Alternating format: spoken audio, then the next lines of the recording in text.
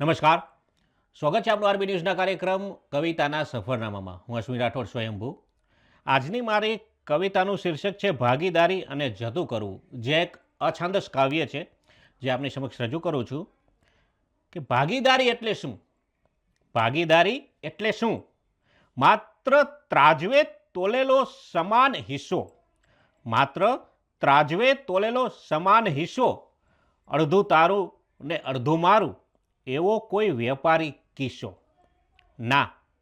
સંબંધોના સરવાળા ક્યારેય ગણિતના ચોપડે નથી લખાતા. સાચી ભાગીદારી તો ત્યાં છે જ્યાં હુંની હદ પૂરી થાય અને આપણેનો વિસ્તાર શરૂ થાય. જ્યાં હુંની હદ પૂરી થાય અને આપણેનો વિસ્તાર શરૂ થાય.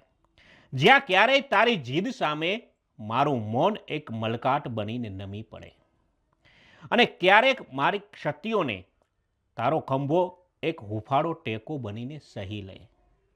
જતું કરવું એ કોઈ હારની નિશાની નથી.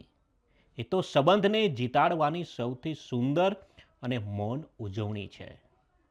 જેમ નદીને ખડખડ વહેવા દેવા, જેમ નદીને ખડખડ વહેવા દેવા કિનારો પોતાની હદમાંથી થોડી જગ્યા ખાલી કરી આપે છે અને વૃક્ષને ખુલ્લા આકાશમાં મહોરવા મૂળિયા કાયમ માટે અંધકારને સ્વીકારી લે છે. કે વૃક્ષને ખુલ્લા આકાશમાં મહોરવા મૂળિયા કાયમ માટે અંધકારને સ્વીકારી લે છે. એમ જ એકબીજાના અસ્તિત્વને વધુ નિખારવા, કે એકબીજાના અસ્તિત્વને વધુ નિખારવા થોડુંક સંકોચાઈ જવું, થોડુંક હસીને જતું કરવું, એ જ તો છે સાચા સ્નેહની ઓળખ. એ જ તો છે સાચા સ્નેહની ઓળખ.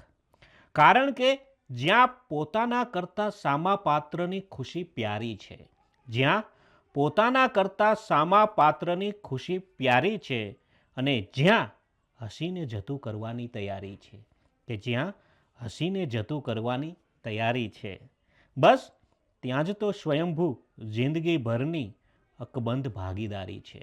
બસ ત્યાં જ તો સ્વયંભૂ જિંદગીભરની અકબંધ ભાગીદારી છે. તો આ તું મારું અછાંદસ કાવ્ય જેનું શીર્ષક હતું ભાગીદારી અને જતું કરવું, જે મેં આપની સમક્ષ રજૂ કર્યું. આશા રાખું છું કે આ કાવ્ય તમને ગમશે. હું હતો આરબી ન્યૂઝના કાર્યક્રમ કવિતાના સફરનામામાંથી અશ્વિન રાઠોડ સ્વયંભૂ. નમસ્કાર. અસ્તુ.